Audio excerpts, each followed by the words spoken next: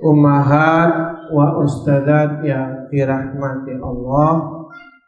Alhamdulillah pada pagi menjelang siang hari ini atas izin Allah kita kembali bermajelis dalam rangka thalabul ilmi tawassaw bil haqqi wa tawassaw bis sabr. Tema kita pada pagi menjelang siang hari ini sesuai dengan permintaan, yaitu menjaga iman di tengah fitnah digital.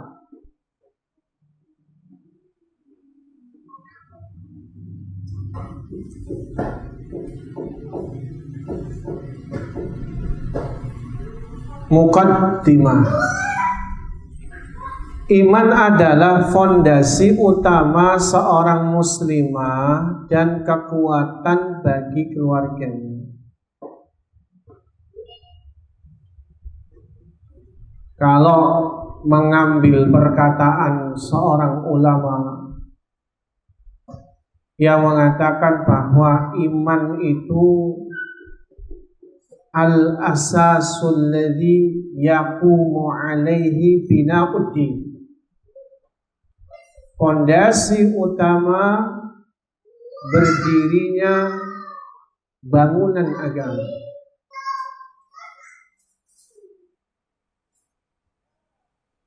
Atau menurut sebagian ulama yang lain bahwa iman itu sebagaimana sebatang pohon. Maka iman itu adalah akar-akarnya yang menghujam ke bumi,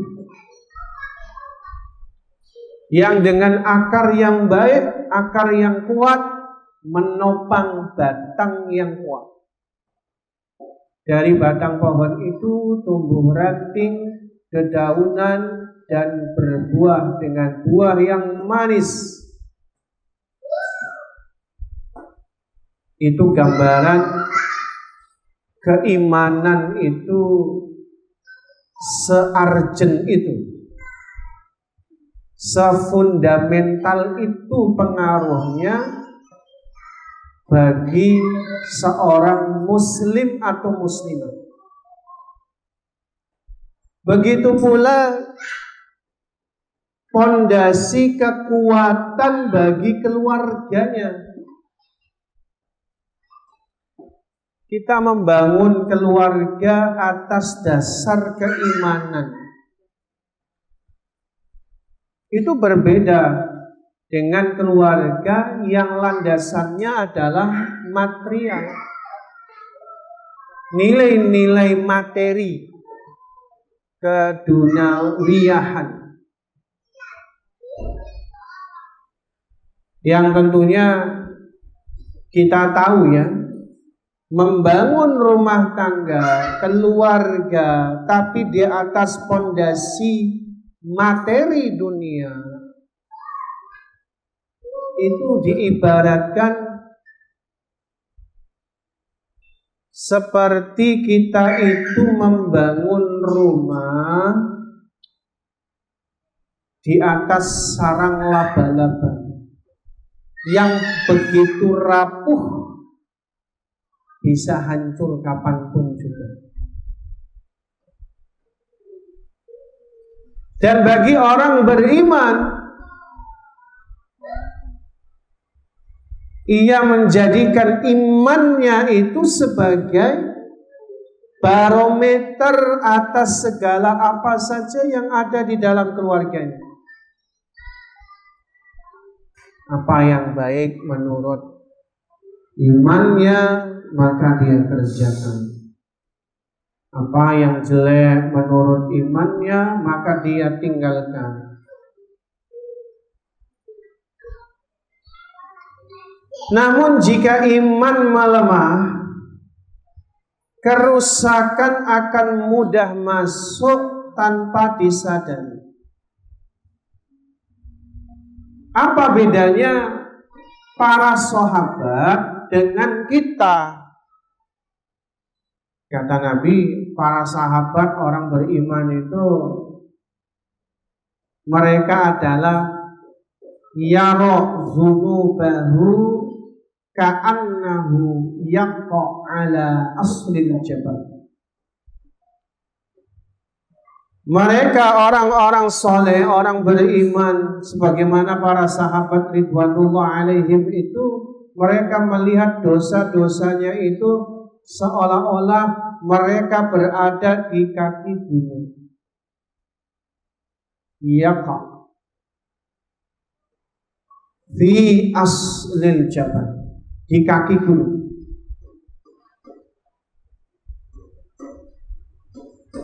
Yakhafu ayyaqaf alaih, dan dia takut tuh gunung menimpanya.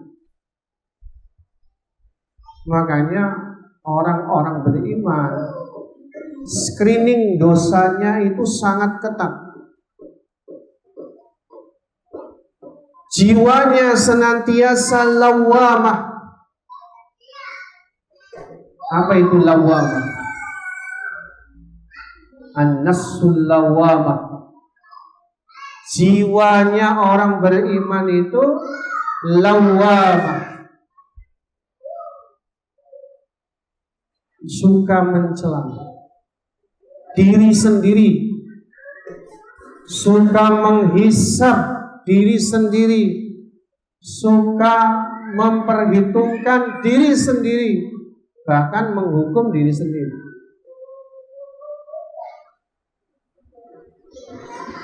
Kalau kita cermati dalam sejarah bagaimana sosok Abu Bakar As-Siddiq,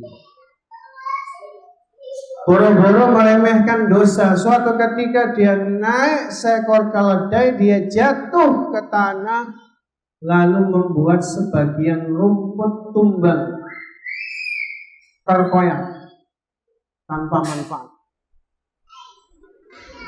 Maka seorang Abu Bakar menangis pilu. Kenapa? Karena khawatir Allah menghukumnya gara-gara membuat rumput terkoyak tanpa manfaat. Begitu pula Umar ibn Khattab, ketika ada kendaraan dinas seekor keledai dipacu oleh karyawannya ataupun petugasnya sampai mati, Umar menangis terseduh-seduh gara-gara takut keledai itu ngadu sama Allah. Gara-gara Umar dia mati. Subhanallah ya. Masya Allah, tabarakallah, itu adalah orang beriman. Jadi orang beriman itu dia orang yang tidak lalai, dia paham dan punya screening filter yang ketat untuk mengetahui kesalahannya. Jadi bukan kebalikannya. Adapun kita, kata Nabi, orang-orang belakangan seperti saya, apa yang terjadi? Yara dhunubahu kadzuban yaqa ala anfihi summa yaqulu hakana.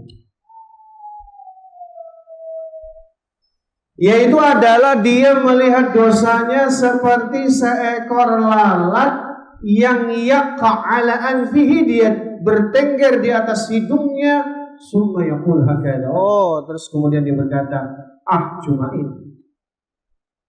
Itu saya dan umumnya umat Islam memandang dosa itu meremehkan. Jadi kalau sahabat Nabi itu melihat dosa kecil aja kayak dosa besar, kita kebalikannya. Dosa besar kita pandang dosa kecil. Nah makanya gini nih pembahasannya, kenapa iman yang disentuh? Karena iman inilah menjadi screening utama. Di era digital, ujian iman hadir. melalui layar kecil bernama handphone, HP. Benda ini dapat menjadi pintu masuk berbagai fitnah, kelalaian, syahwat, ghibah, hasad, hingga hilangnya rasa malu, atau bisa menjadi sarana kebaikan, tergantung seorang muslimah memanfaatkannya. Ya, sebenarnya masalah teknologi itu kiasnya adalah analoginya seperti sebilah pisau. Analoginya itu seperti sebilah pisau. Pisau di tangan ummahat manfaatnya luar biasa. Bisa ngiris bawang atau ngiris cabai yang lagi mahal. Kalau cabai kayaknya ngirisnya pelan-pelan karena mahal.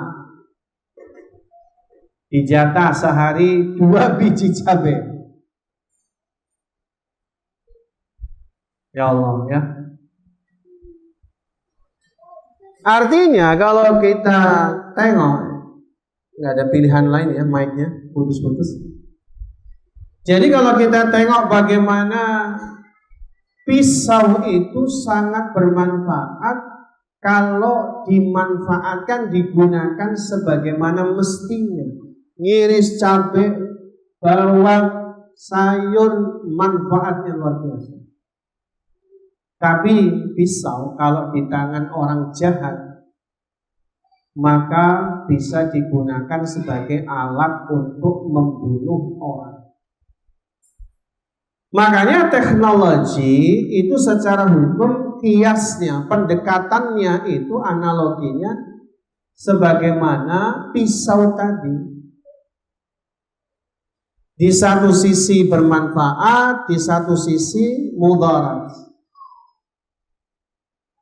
Makanya kalau ditanya apa hukumnya kita punya HP, kembali kepada fungsinya. Kalau HP ini manfaat,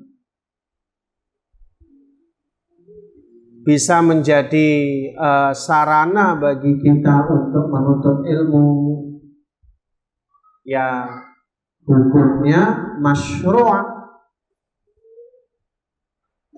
Bahkan di kondisi tertentu ada waktunya menjadi wajib dengan kaidah ma la yatimul wajib illa bihi fahuwal wajib. Sesuatu yang wajib tidak bisa terlaksana kecuali karenanya, maka sesuatu itu menjadi wajib.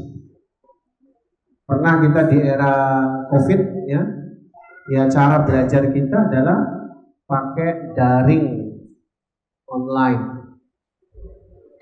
Itu contoh. Jadi kalau kita lihat HP tergantung fungsinya. Bagi saya pribadi fungsinya besar sekali. Ya ini contoh ya. Ini representasi HP. Dengan HP saya lebih mudah bawa banyak hal, materi-materi, lalu kemudian bisa saya proyeksikan ke dalam layar. Itu suatu manfaat. Saya tidak perlu bawa kitab yang banyak, saya cukup bawa HP. Untuk di dalamnya ada kitab-kitab ulama, tinggal buka, manfaatnya luar biasa. Tapi ya tadi, kalau di tangan orang fasik, HP jadi alat kemaksiatan. Oleh karena itu, seorang muslimah perlu menjaga iman dan bijak menggunakan teknologi agar tetap menjadi wanita salihah, teladan akhlak dan pendidik generasi di tengah zaman penuh fitnah atau ujian.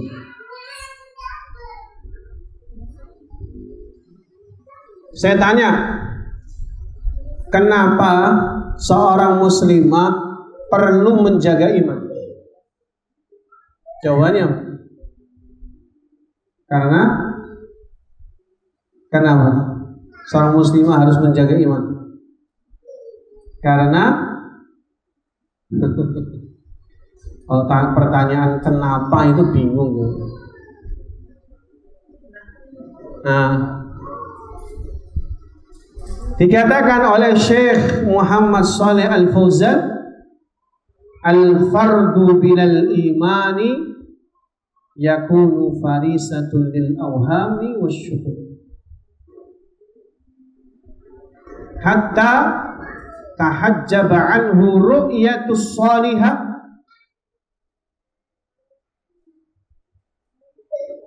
summa tudayyiku hatta tudayyiku an hayatihi summa yuridu an yatakhallas walau kana bi'intihar.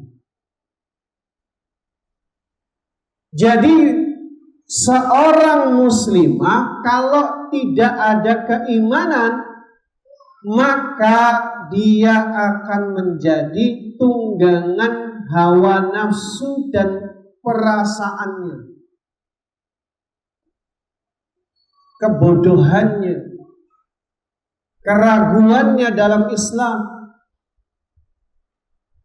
Jadi kalau nggak punya iman tuh, kita yang menjadi penggerak dari diri kita ini adalah hawa nafsu dan perasaan, yang itu menjadikan kita sebagai seorang yang egosentris, egois. Saya mau kasih ilustrasi sederhana deh. Kalau mati lampu, di lampu merah, apa yang terjadi? Kalau nggak ada yang beresin lalu lintas, entah polisi atau orang yang memang punya niat untuk mengatur lalu lintas, yang terjadi apa? Kanan kiri pengen duluan semua. Yang terjadi deadlock, nggak bisa gerak, ujung-ujungnya berantem satu sama lain. Secara sederhana, kita ini kalau nggak ada iman, egois semua. Loh, suami istri kalau nggak ada iman, kelar. Egois kan? Suami egois, istri egois. Lah umahat itu kalau nggak punya iman, nggak sabar-sabarkan diri menghadapi suami, bubar. Betul nggak? Oh iya, kalau nggak sabar, bubar. Kan kadang laki-laki itu belum tentu bisa memahami keadaan wanita kan. Kadang laki-laki itu dia kerja seharian, pulang bawa uang, rasanya berjasa ngasih duit. Padahal di rumah istrinya dari bangun tidur sampai suaminya datang belum rehat. Suami banyak mikir enak banget jadi wanita, diem di rumah aja. Loh iya, kadang kalau nggak pakai iman nggak sabaran. Apalagi kalau umahat yang bisa nyari duit. Umahat bisa nyari duit sendiri, nggak butuh laki-laki. Istilahnya, kalau modelnya suaminya nggak tahu perasaan wanita, udahlah saya hidup sendiri aja. Kan bisa kayak gitu. Tapi ya karena sabar, karena iman, ya kita menyabar-nyabarkan diri kita, ya itu akhirnya jadilah kita punya sifat sabar. Nah, jadi kita perlu menjaga iman. Umi kalau punya berlian, apa yang harus Umi lakukan? Punya berlian 1 miliar, apa yang Umi lakukan? Simpan. Simpannya di mana? Di kantong? Di rumah? Di rumah pastilah. Naruhnya di ruang tamu? Ya, di kamar. Di kamar cukup. Nanti ada yang lewat, mbaknya beresin kamar, atau anak-anak mainan, nggak cukup. Siapin berangkas. Berangkas syukur belum bisa dibawa, berangkas itu ditanam ke tembok. Udah cukup belum, kasih password. Semua itu yang kita lakukan dalam rangka menjaga berlian 1 miliar. Pusingnya luar biasa. Umat kalau bawa berlian sekarang, saya yakin nggak tenang. Bawa berlian 1 miliar. Enggak, saya nggak khawatir kok. Ya nggak punya 1 miliar. Itu beda kasus. Kan ini kalau bawa berlian 1 miliar, taruhlah dalam bentuk misalnya kalung. Pegang-pegang terus tadi jatuh nggak? Mikir terus lu berlian. Semua upaya dan usaha itu apa? Dalam bingkai menjaga jangan sampai berkurang. Ada yang lebih mahal harganya daripada berlian 1 miliar. Iman kita. Berlian 1 miliar mah kita mati udah nggak dibawa. Iman nih yang dibawa kemana-mana sampai kita ke alam kubur, sampai kita nanti di yaumil akhirah. Iman. Makanya kalau berlian 1 miliar saja kita jaganya luar biasa, bagaimana dengan iman kita yang jauh lebih berharga dari berlian itu? Ya kita harus jaga iman kita. Jadi prinsipnya ini kita harus masukin ke alam bawah sadar kita. Kita ini jaga iman, kuncinya di situ.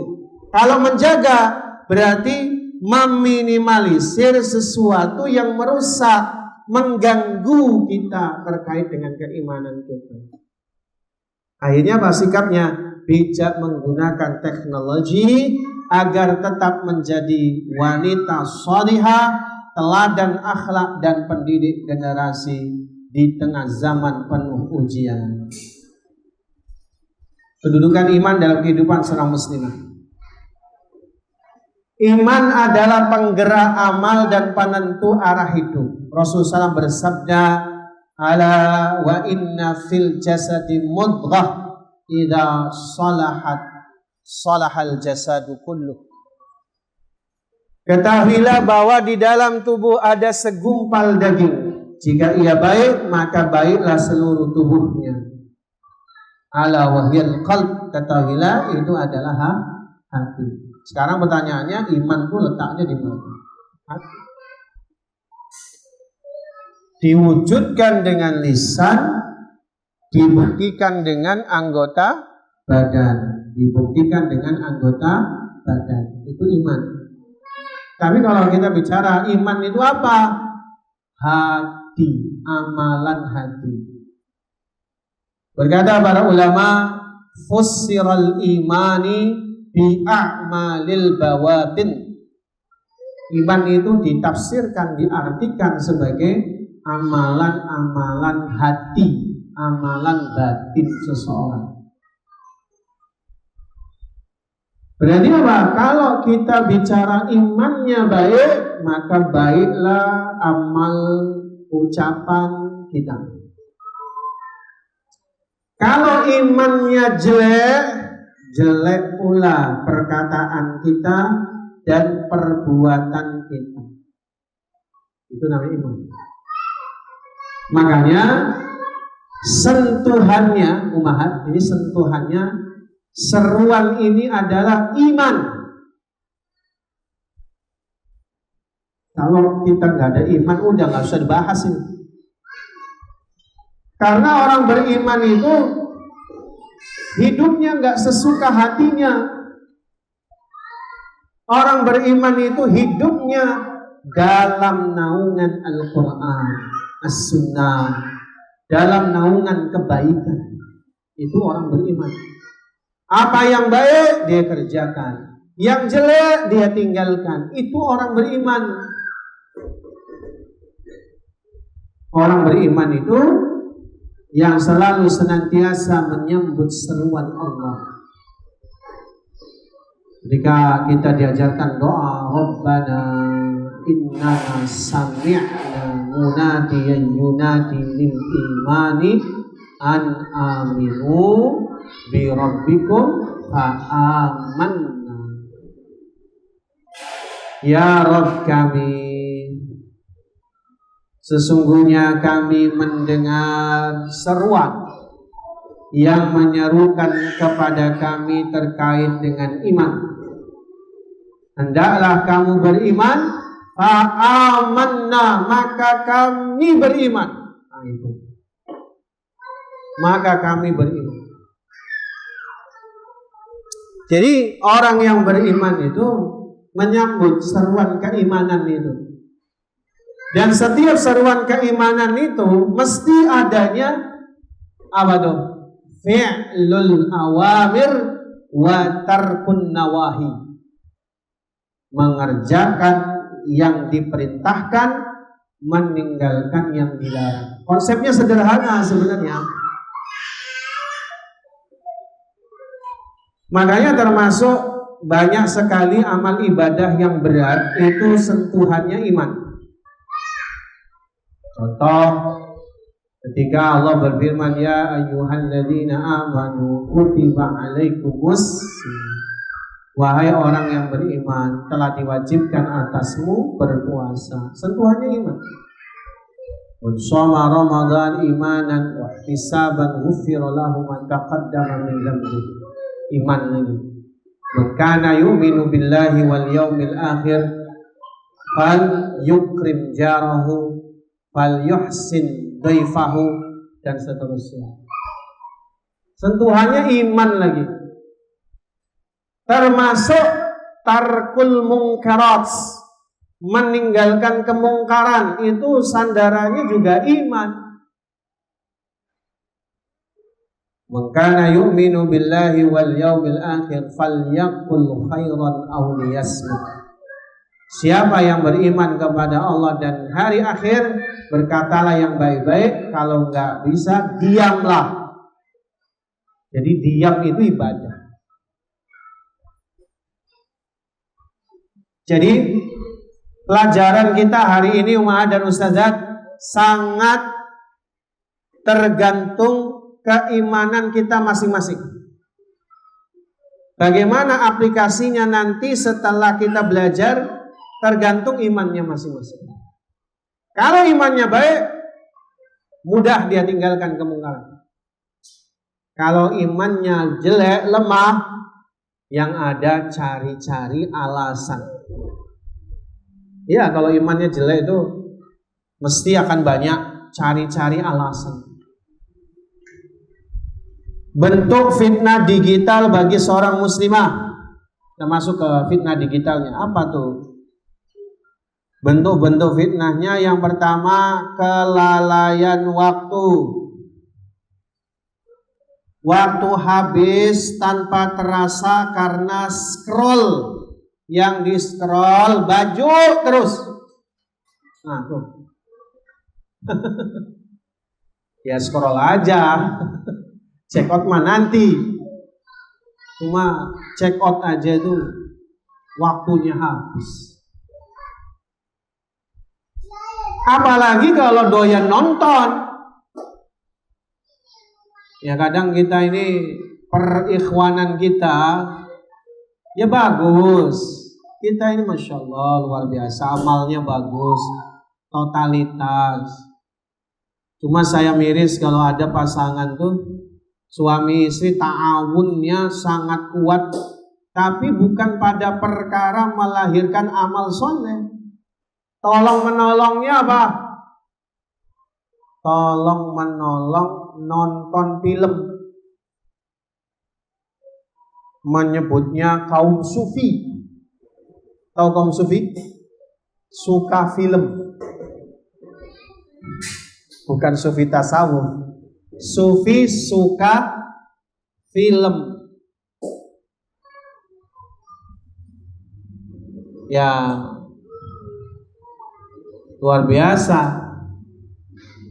Sekeluarga nontonnya film, terus filmnya juga aneh-aneh, film barat, film timur, macam-macam. Ya Allah. Kalau urusan tadi ya, suka film, tolong menolongnya solid. Tapi giliran sholat tahajud, nah ini gak ada cerita untuk tolong menolong, untuk saling membangunkan sholat tahajud.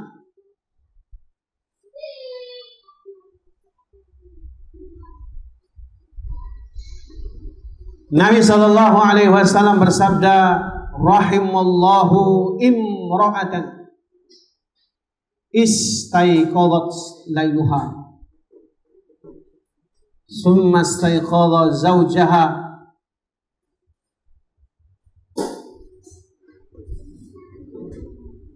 summa yaqul ya zawji qum wa autir.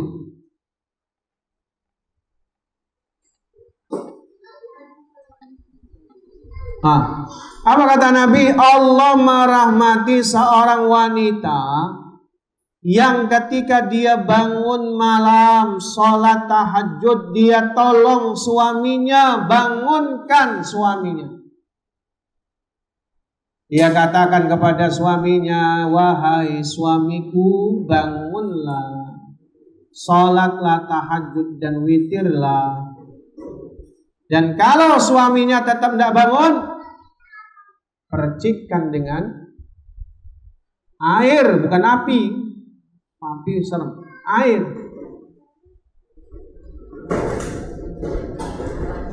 Sembari berkata, wahai suamiku, bangunlah, yuk sholat tahajud bareng, yuk makmuman kita. Habis itu kita nanti ganti setoran tahfiz Quran kita. Terlaksana nggak nih, Mi? Doa panjang. Waktu ummahat masih akhwat, pengen dapat suami, support system, sholat tahajud bareng, tahfiz bareng. Masya Allah, tabarakallah. Mudah-mudahan terlaksana. Mudah-mudahan. Jadi jangan tolong menolongnya dalam film tok. Suka film tolong menolong. Urusan dunia bisa tolong menolong. Urusan akhirat, lana a'maluna walakum a'malukum, ya Allah. Kalau ada suami kayak gini perlu dilaporkan. Istrinya ngajak tahajud, dia bilang amalmu, amalmu, amalku, amalku. Gak usah ribut. Gimana? Biar gak lalai waktunya. Jangan banyak nonton. Ya Allah. Rasulullah sallallahu alaihi wasallam bersabda, min husni islamil mar'i tarkuhu ma la ya'ni. Di antara tanda baiknya keislaman seseorang itu adalah terletak pada meninggalkan apa yang tidak bermanfaat baginya. Level keislaman kita itu memang ada beberapa level. Level yang paling terbaik, level seseorang yang membersihkan dirinya dari perkara-perkara yang menghambat dia dari zikrullah. Nah ini nih, besok bulan puasa nih. Level puasa itu ada 4 level. Level pertama menahan lapar dahaga saja. Yang kedua menahan agar anggota badan tidak bermaksiat, tidak ghibah. Yang ketiga menahan hawa nafsu dari hasad, iri, dengki, benci, dendam. Di level yang paling puncak, berpuasa menahan diri dari perbuatan dan ucapan yang bisa menghambat dia mengingat Allah. Jadi kalau ada perkara amalan yang membuat dia lupa sama Allah, tinggalkan.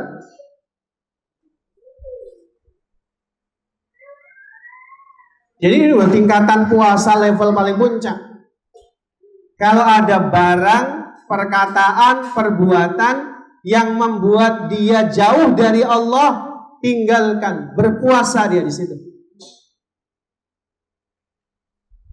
Nah, ini kesadaran kita sebenarnya. Batas resiko paling ringan ketika seseorang bermain HP digital, waktunya habis, lalai. Ya tadi scroll tuh nggak kerasa.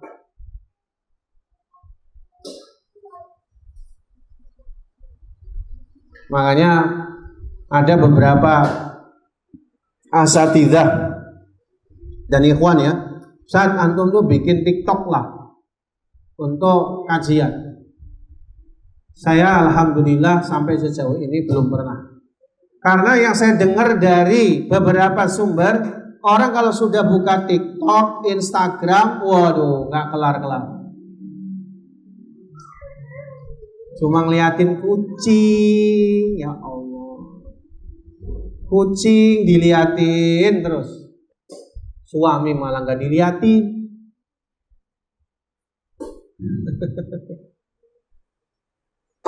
Kapan liatin suami? Coba tengok rambutnya kah ada ketombe bersih. Lihat hidungnya komedo, keluarin. Lihat kumisan, cukur kumisnya. Loh, itu tugas istri apa bukan? Bukan.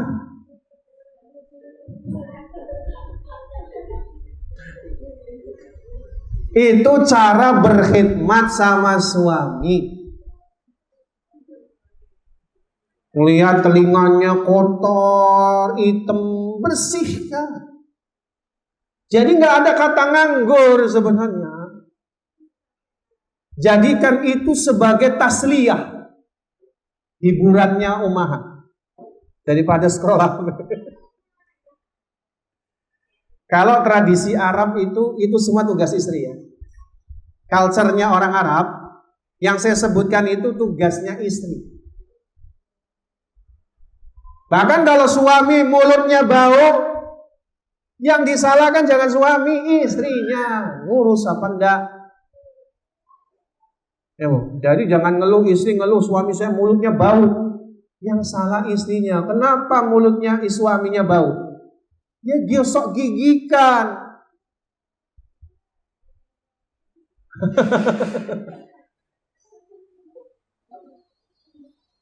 Itu dalam culture Arab tugasnya istri kepada suami. Cara berkhidmat tuh begitu.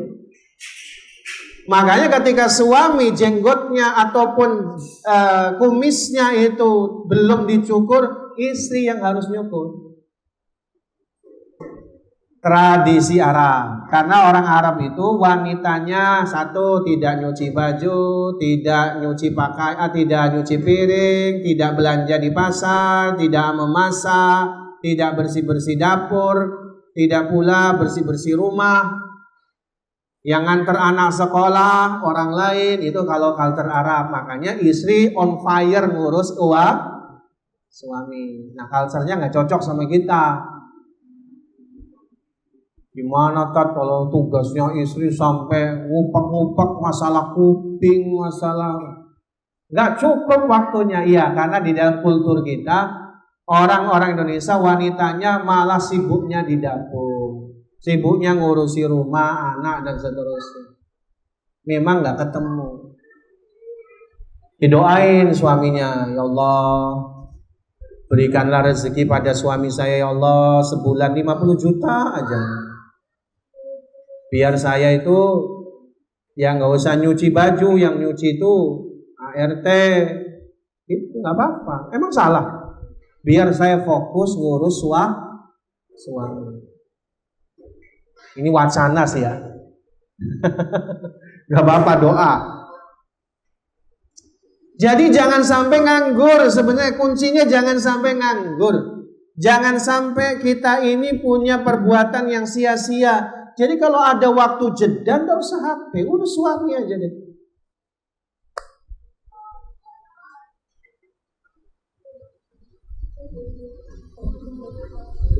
Hah? Jadi nggak usah bingung, suami saya nanti punya istri kedua, ketiga, nggak usah bingung. Asalkan ummahat pelayanannya nomor 1, bintangnya bintang 5, sudah dipenuhi matanya, perutnya, bawah perutnya, insya Allah suami itu mikir. Udah sobat istri sebaik ini, 1 istri aja begini apalagi.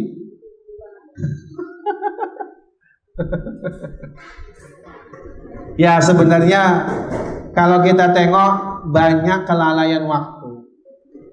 Syekh Muhammad Al-Husainan mengatakan, saya bingung, heran, ada orang yang dia memahami kematian itu pasti, surga pasti, neraka pasti, tapi dia biarkan 1 jam saja hidupnya tanpa manfaat. Jadi beliau, saya heran, ada orang yang mengimani kematian itu pasti, surga neraka itu pasti, tapi dia biarkan 1 jam saja hidupnya tidak ada manfaatnya. Lalai, perkara yang tidak ada manfaat. Sangat besar kemungkinannya HP lagi. 2, fitnah, perbandingan, dan ketidaksyukuran. Media sosial sering membuat hati merasa kurang bersyukur dengan berbagai hal, seperti rumah orang lain lebih rapi,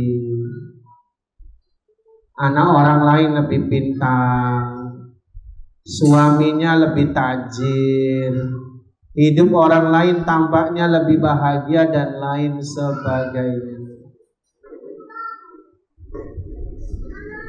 Kan sekarang kita tahu konten kreator itu, bahkan yang paling laku kontennya menurut berbagai sumber, itu konten home tour gitu. Itu tur keliling rumah orang. Rumahnya bagus, bersih, rapi. Akhirnya muncul, aduh, andaikan rumah saya kayak gitu. Luas, ya kan? Ya nggak apa-apa kalau bisa mewujudkannya dengan cara yang halal, nggak apa-apa. Cuman membuat kita jadi kurang syukur. Umahan makanya nggak usah pamer-pamer suami ya. Suaminya ganteng, nggak usah dipamerin. Kasihan yang suaminya nggak ganteng. Jangan suka pamer suaminya banyak duit, karena ada saudari kita yang suaminya juga nggak punya duit.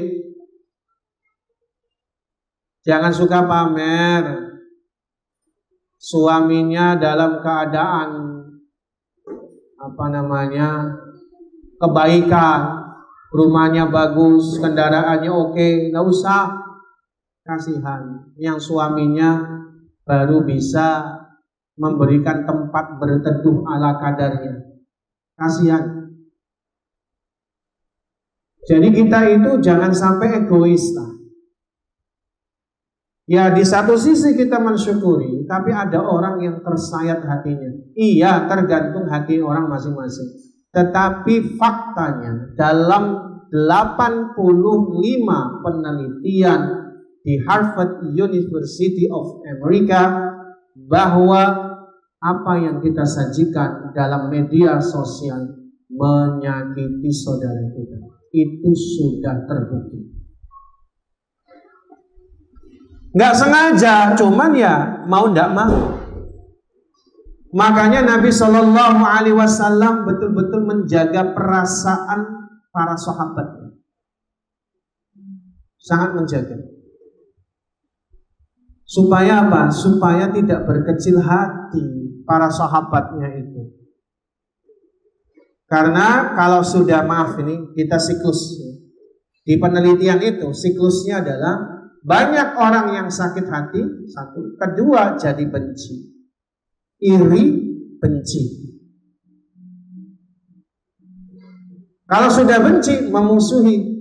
Maka penelitiannya, orang-orang yang lebih suka memamerkan ke media sosial, musuhnya lebih banyak daripada orang yang tidak pamer. Penelitiannya. Kalau saya mendingan tidak usah nyari musuh. Nyari temen itu susah. Kita punya musuh itu banyak, jadi ya gampang dapat musuh. Lebih baik ya udah play.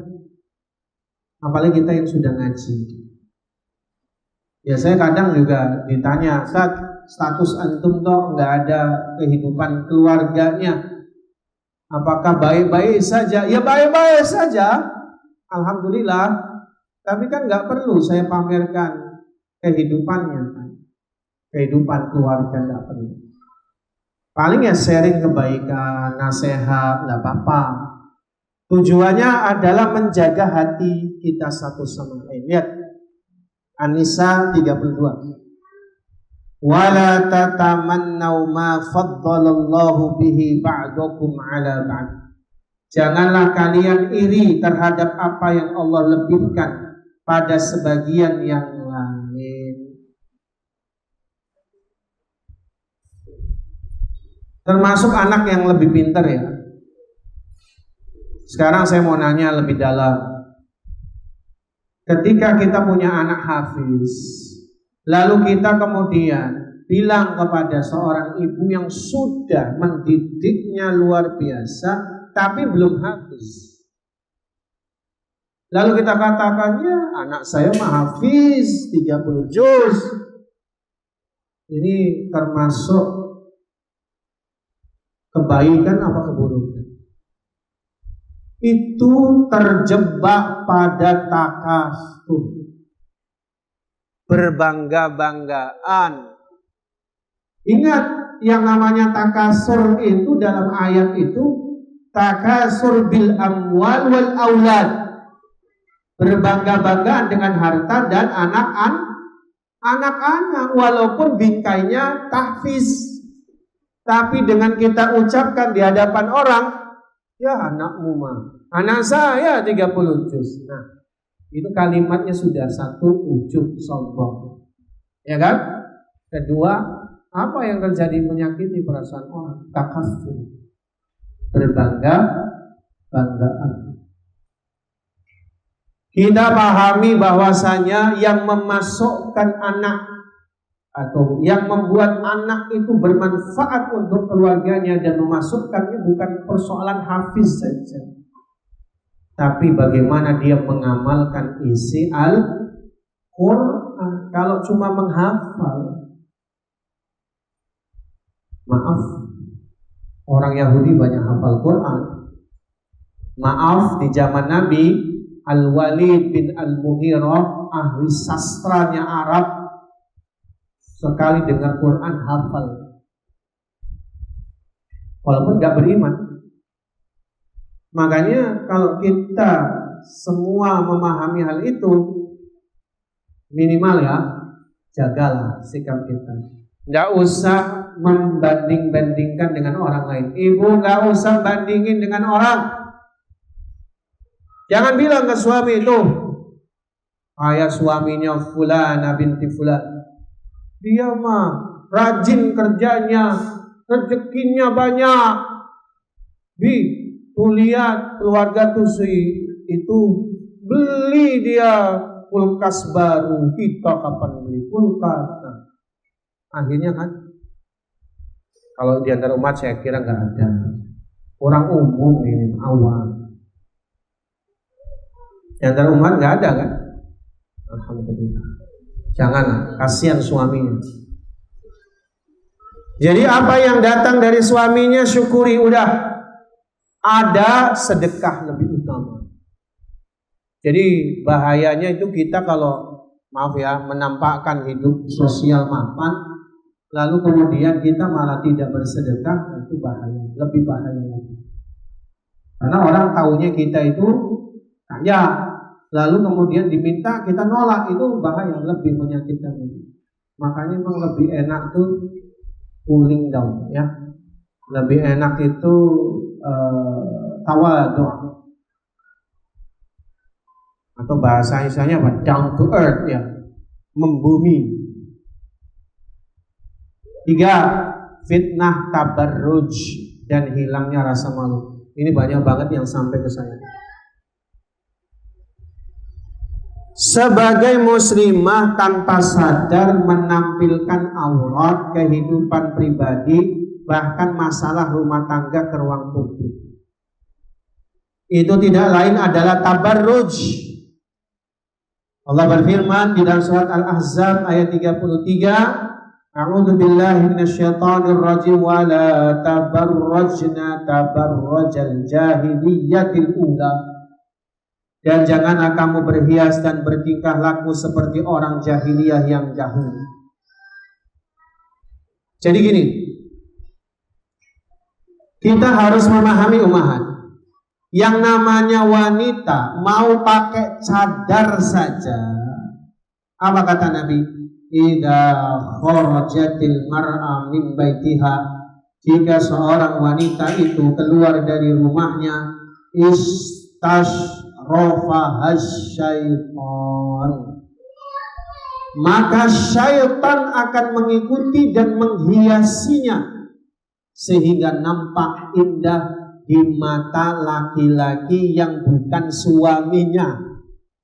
So, di situ kategorinya. Ummahat, jujur ya, mungkin ada di antara ummahat yang jarang dipuji suaminya. Mungkin. Kapan terakhir suami muji ummahat sebagai istri yang cantik? Barangkali mungkin tidak semua. Ada yang suaminya itu pelit muji istrinya. Ini sebenarnya bukan satu hal yang heran, ummahat, karena sifat laki-laki itu adalah sifatnya berburu. Hewan buruannya sudah kena, ya udah biasa. Makanya kalau ummahat merasa suami itu berbeda ketika tahun pertama dengan tahun ke-10, wajar. Laki-laki memang begitu. Wajar, laki-laki itu memang modelnya begitu. Makanya ada suami, istrinya segitu cantiknya luar biasa misalnya, tapi dia mudah tergoda wanita lain yang mungkin speknya di bawah istrinya. Kenapa yang seperti itu? Istashrafahash syaitan, setan membuatnya nampak indah. Maka saya bilang ke para suami yang mau mikir yang aneh-aneh nih, mungkin di mata Anda, istri Anda sudah tidak menarik, apalagi sudah lahir 3-4 anak. Barangkali yang singsat jadi bengkak. Kan mungkin namanya orang, namanya sudah lahir, apalagi normal lagi. Lantas di mata Anda itu tidak menarik, lalu Anda tertarik dengan wanita lain, ketahuilah wanita yang Anda tertarik itu juga di mata suaminya biasa aja. Dan Anda punya istri dianggap biasa saja, di mata orang lain itu menarik. Kenapa? Setannya menghiasinya. Makanya kalau seandainya seseorang memperhatikan hal ini, dia harus jaga diri. Wanita nih, mau pakai cadar juga sama nih. Gimana nih kalau pakai cadar sama aja. Kalau sudah nampak, setan menghiasinya. Itu beneran. Apalagi laki-laki makhluk visual banget. Makanya kalau misalnya ada seorang ummahat bikin konten, disaksikan semua orang, itu pada hakikatnya dia sedang membuat laki-laki tertarik. Mau tidak mau? Mau tidak mau? Ya, ini cerita saya pribadi juga memahami hal itu. Oh iya, sangat besar kemungkinannya bagi seorang wanita Laki-laki aja bisa kayak gitu. Sama. Makanya ketika ada beberapa ikhwan, ya maaf ya, nanya, Ustaz, Facebooknya udah hilang ya, kok nggak aktif lagi? Mana Instagramnya juga nggak aktif lagi? Saya bilang, kalau sudah kayak gitu, pribadinya kita kemudian kita blow up di situ, maka membuat satu hal yang membuat kita jadi pertontonan. Walaupun ya, wallahualam, kalau untuk konten kreator menghasilkan, kita tahu nggak tahu, untuk sedekah barangkali bisa saja. Cuman fitnah tetap tidak akan pernah hilang. Apalagi kalau ummahat, cara tutorial wanita bercadar makan. Karena ada pertanyaan netizen, bagaimana sih caranya wanita bercadar kalau makan di rumah makan? Dipraktekin. Kayak apa coba? Tontonan ummahat. Ya Fanjiddan, itu memang faktanya. Saya yakin yang nonton banyak laki-laki. Makanya walaupun bercadar juga fitnahnya luar biasa. Apalagi sekarang ini yang jadi tren, orang bilang FOMO, itu wanita-wanita ukhti-ukhti. Nah ini masalahnya. Ya Fanjiddan, udahlah, ukhti bercadar itu tujuannya apa sih? Untuk menutup aurat. Kita berpakaian tujuannya apa sih? Menutup aurat supaya tidak dilihat oleh laki-laki yang bukan mahramnya. Loh, tujuan umat berpakaian itu loh secara fikih. Jadi makin gak menarik perhatian, makin tidak menampakkan, makin bagus. Jadi bukan malah pakainya bagus syar'i, malah kejang-kejang depan kamera. Maksudnya kejang-kejang tuh muter-muter, ada yang pakai apalah, nggak ngerti saya. Ya Allah. Apalagi malam-malam. Nah ini saya lagi study ya, karena saya bikin studi kasus.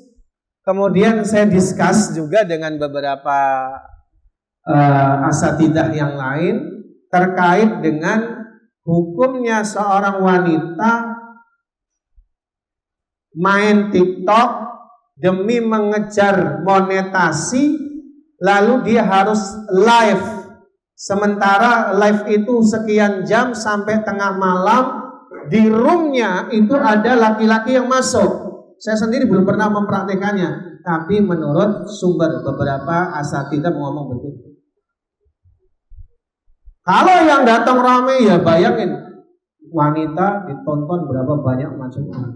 Walaupun ya nggak macam-macam, cuma mindahin ini, cuma bagaimana bikin jahitan. Ini kan sengaja dipertontonkan. Dulu ingat nggak ummahat dulu waktu nikah? Kenapa kita itu tidak disandingkan dulu? Waktu nikah kan pelaminannya nggak dipertontonkan ke tamu undangan kan? Kecuali yang memang agak susah keluarganya. Tapi kita standarisasinya kan nggak disandingkan, nggak dipertontonkan. Untuk urusan itu kita sudah luar biasa. Maka di era digital ini hati-hati, jangan sampai tabarruj. Tujuan kita berpakaian adalah menutupi aurat, bukan menampakkannya. Jadi bukan untuk dipuji. Kalau dipuji ya sama saja nggak sampai. Habisnya mati. Habis baterai. Jadi itu yang dimaksudkan wala tabarrajna tabarrajal jahiliyatil ula. Janganlah kamu berhias dan bertingkah laku seperti orang jahiliyah yang dahulu. Orang Arab yang disebut tabarruj itu pertama ya, pakaian. Kedua, gelang di kaki, bersuara. Jadi masalah pakaian tabarrujnya wanita jahiliyah zaman dulu, jilbabnya orang Arab itu kan cuma sampai ubun-ubun kerudungnya. Sementara maaf, belahan dadanya diperlihatkan. Umumnya begitu. Lalu mereka punya aksesoris tangan dan gelang. Gelang pada tangan dan kakinya. Itu gelang yang ada di kakinya dikasih lonceng. Tujuannya apa? Kalau lagi jalan bunyi kring kring kring kring kring kring kring kring kring kring. Tujuannya apa coba? Menarik perhatian laki-laki. Makanya ya Imam Malik sendiri sangat ketat di situ. Termasuk bacaan Quran bagi Imam Malik, wanita itu tetap aurat walaupun baca Quran. Bagi Imam Malik. Kenapa? Indahnya suara bacaan Quran menyayat hati Qurannya. Tapi kelemah lembutan wanita itu suaranya bisa membangkitkan syahwat laki-laki. Itu yang terjadi. Walaupun baca Quran kontennya. Ini pendapat Imam Malik ya.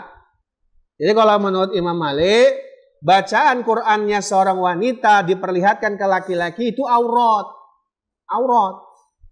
Kecuali sesama perempuan, tidak apa-apa. Ini Imam Malik. Karena apa? Rentan dengan fitnahnya itu. Tapi kan itu kontennya untuk pembelajaran. Nah, masih banyak ulama-ulama yang laki-laki yang bisa untuk dijadikan rujukan. Boleh wanita itu kalau nggak ada laki. Ya, Afwan Jidan, saya menyampaikan itu karena memang menurut Imam Malik fitnahnya lebih banyak. Yang terjadi berikutnya apa? Ketika dia ngonten, dipuji-puji kan oleh netizennya. Oh, Masya Allah Ukti suaranya bagus. Apalagi kalau tengah malam tinggal berdua. Ini sampai masuk ke laporan saya, orang-orang luar negeri lagi suka jajanin para konten kreator ukti-ukti. Walaupun notaben dia jelas punya istri bagi suami. Wah, itu lebih bahaya lagi udah.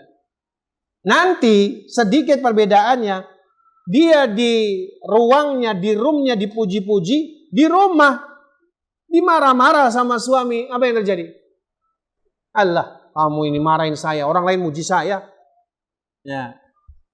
Akhirnya berkuranglah rasa cinta kepada suami, ya Allah.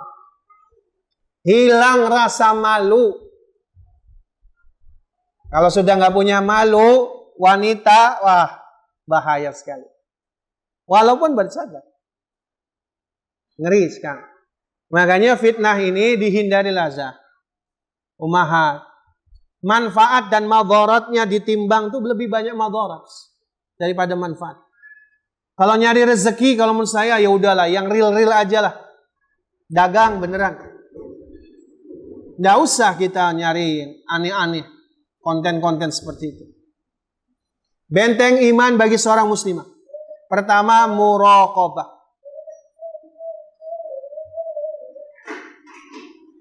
Merasa diawasi Allah. Muraqabah itu merasa diawasi Allah. Iman akan terjaga ketika seorang muslimah yakin bahwa Allah melihat setiap gerak, termasuk saat sendiri bersama handphone. Allah berfirman, alam ya'lam bi annallaha yara. Tidaklah dia mengetahui sesungguhnya Allah melihat segala perbuatannya. Mungkin orang lain tidur, mungkin orang lain tidak melihatnya, tapi Allah tidak pernah tidur. Allah mengawasi hambanya, nggak pernah tidur.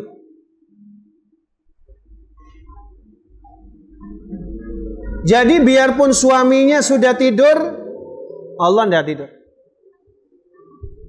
Nih masukan juga ke saya. Sekarang fenomena istri dan suami tidurnya nggak satu kamar. Ini afwan jiddah. Menimbulkan banyak fitnah. Suami di ruangan sendiri, Istri di ruangan sendiri sama anaknya. Kalau lagi butuh aja, istri dan suami satu kamar. Ini mengundang fitnah. Kurangnya saling menjaga. Suami istri lagi online sendiri-sendiri. Di kamarnya sendiri-sendiri. Nah ini kalau pembahasannya kata Imam Ibnu Abbas, seorang suami yang tidur sendiri dengan istrinya itu sudah bagian daripada pisah ranjang. Bahaya.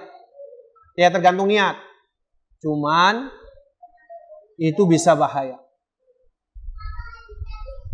Jadi makanya kalau kita tengok seorang wanita, seorang istri dan suami yang tidurnya suka sendiri-sendiri, pertanyaannya siapa yang nemenin? Jin. Jadi kalau ada suami, istri lebih suka, lebih nyaman sendiri tanpa suaminya, bisa jadi dia sedang dibuat nyaman oleh jin. Nah bahaya tuh. Jangan sering-sering lah. Kalau sekali-kali enggak apa-apa. Cuma jangan setiap hari. 2. Menjaga rasa malu, haya atau iffah. Rasulullah SAW bersabda, al-haya'u syu'batum minal iman. Malu adalah cabang dari iman.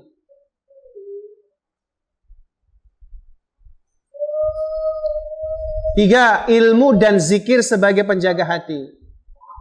Ilmu menghidupkan iman. Ya, thalabul ilm seperti ini, dicas lagi, dicas lagi. Oh, belum. Menjaga rasa malu.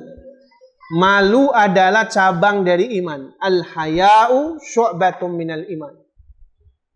Maka kata Nabi apa? Idza lam tastahi fasna' ma syi'ta. Jika kamu tidak punya rasa malu, berbuatlah sesukamu. Maka kalau ada orang berbuat sesukanya, berarti nggak punya rasa malu. Kita timbangannya iman lagi. Kalau kita punya iman, jagalah iman kita. Ini HP bisa merusak iman kita kalau berlebihan. Sebagaimana pisau, kalau kita pegang kemana-mana bisa madarat. Tapi kalau tadi untuk ngiris bawang manfaat.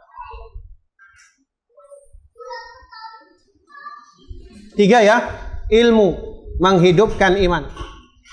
Allah berfirman dalam surah Saba ayat 6, "Wa yaral ladina utul ilma alladhi unzila ilaika min rabbika huwal haq." Dan orang-orang yang diberi ilmu meyakini bahwa apa yang diturunkan kepadamu dari Rabbmu itulah kebenaran.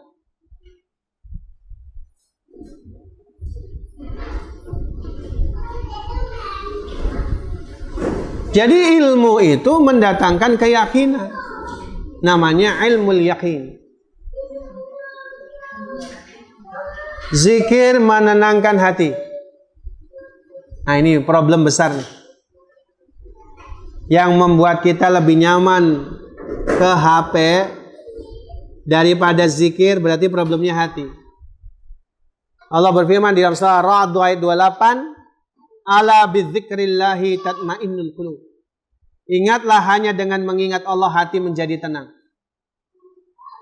Makanya kalau kita ada di scroll HP, lebih nyaman dengan itu, maka zikirnya mesti nggak nyaman. Jadi kita itu mestinya apa? Zikir dulu, bikin nyaman zikir kita. Makanya kita taruh bahwa suatu ketika mati lampu gitu ya. Apa yang terjadi ketika kita mati lampu? Semua orang sibuk nyari listrik gitu. Tidak bagi orang yang dia sudah tenang dalam zikrullah. Dia tinggal zikir aja. HP mati ya sudahlah gitu. Langkah praktis menjaga iman seorang muslimah. Ayo kita luruskan niat saat menggunakan handphone. Untuk apa?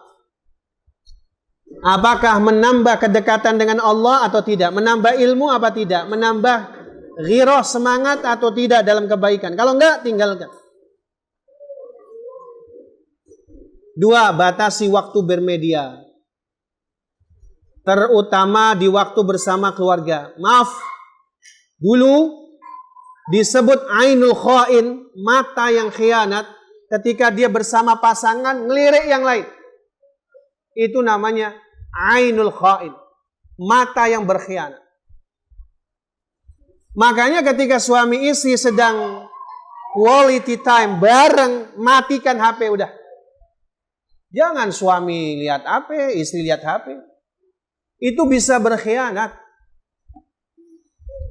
Jadi kalau lagi bareng itu udah sepakati, jangan ada HP, anak semuanya. Udah, pokoknya kalau sudah di rumah, jam 6 sore, tidak ada lagi HP. Misal begitu. HP-nya dikumpulin. Berinteraksi sosial secara langsung. Buat aturan seperti itu.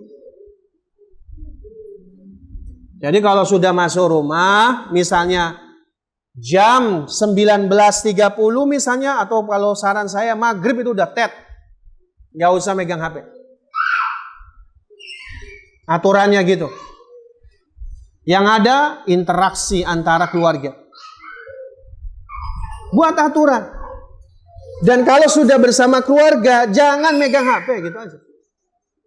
Jangan megang. Suami kasih tahu. Jadi intinya kita batasi waktu bermedia kita. 3, menjaga adab dalam posting dan komentar. Di dalam fikih namanya kitabah, tulisan. Itu sama dengan lisan, sama. Makanya ketika ada seseorang dia mentalak istrinya lewat tulisan, sah, karena tulisan itu adalah lisan. Sebagaimana lisan yang akan dihisap, begitu pula tulisan kita. Walaupun pakai second account, akun yang kedua, atau fake account katanya. Keempat, hindari interaksi yang tidak perlu dengan non-mahram. Dah lah, itu ngotorin hati kita, batasi waktunya. 5, menghidupkan rumah dengan zikir dan Al-Quran. Ayo hidupkan lagi tahsinnya, tahfiznya, ya. Pegang Quran masing-masing. Suami punya Quran, istri punya Quran, anak punya Quran. Salinglah mendengarkan tasmi', saling murajaah, saling mengoreksi bacaan. Itu hebat, luar biasa. Nggak akan kita gabut, nggak akan, insyaallah. Imam Hasan Al-Basri berkata, al-mu'minu yuhasibu nafsahu lillah. Seorang mukmin selalu menghisap dirinya karena Allah. Kalau nggak ada waktu lain, dia muhasabah. Banyak hal yang kita perlu perbaiki, itu banyak banget. Saya banyak banget. Begitu pula umumnya manusia. Banyak sekali yang harus kita perbaiki.